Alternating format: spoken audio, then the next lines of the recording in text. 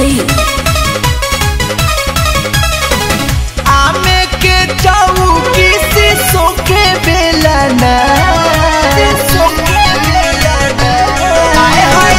आमे के चौकी शीशो के बेलना त रोटिया बेलत खानी हिले जहाँ बनमुआ जो बना त रोटिया बेलत खानी हिले ला बनमुआ जो बना।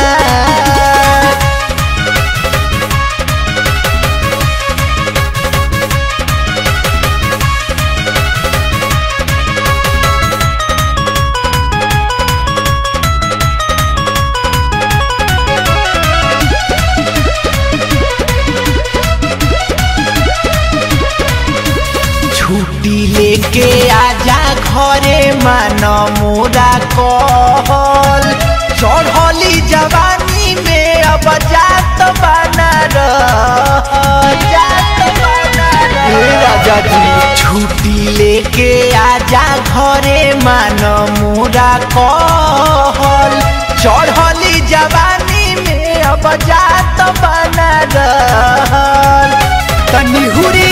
चूल्हिया में जब हम लाई ले लावाना तनी हुरी चूल्हिया में जब हम लाई ले लावाना त रोटिया बेलत खानी राजा जी ले ला जो बना त रोटिया बेलत खानी सैया जी ले ला जो बना।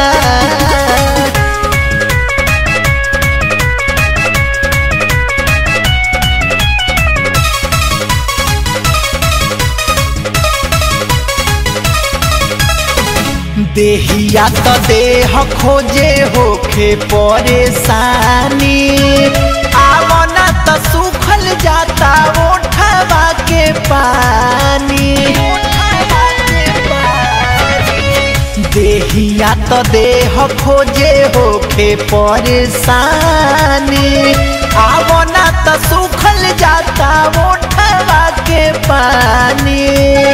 तो आए है हाथवा में भरल चूड़ी टूटे कंगना आए है हाथवा में भरल चूड़ी टूटे कंगना तो रोटिया बेलत खानी राजा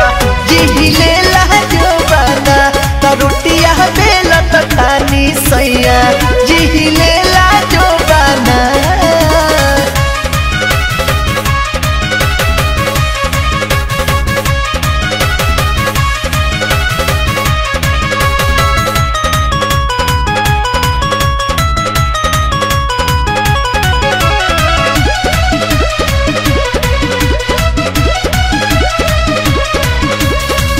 काजरा लिपस्टिक लावल हो जाता बेकार हो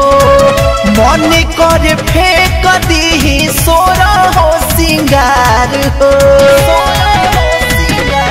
ए जी काजरा लिपस्टिक लावल हो जाता बेकार हो मन कर फेंक दी सोरा हो सिंगार हो तबतिया बबुआ मुकेश मोरा मानो साजना तबतिया बबुरा बिसोनी मोरा मानो साजना तो रोटिया बेलत खानी सैया जी ले ला।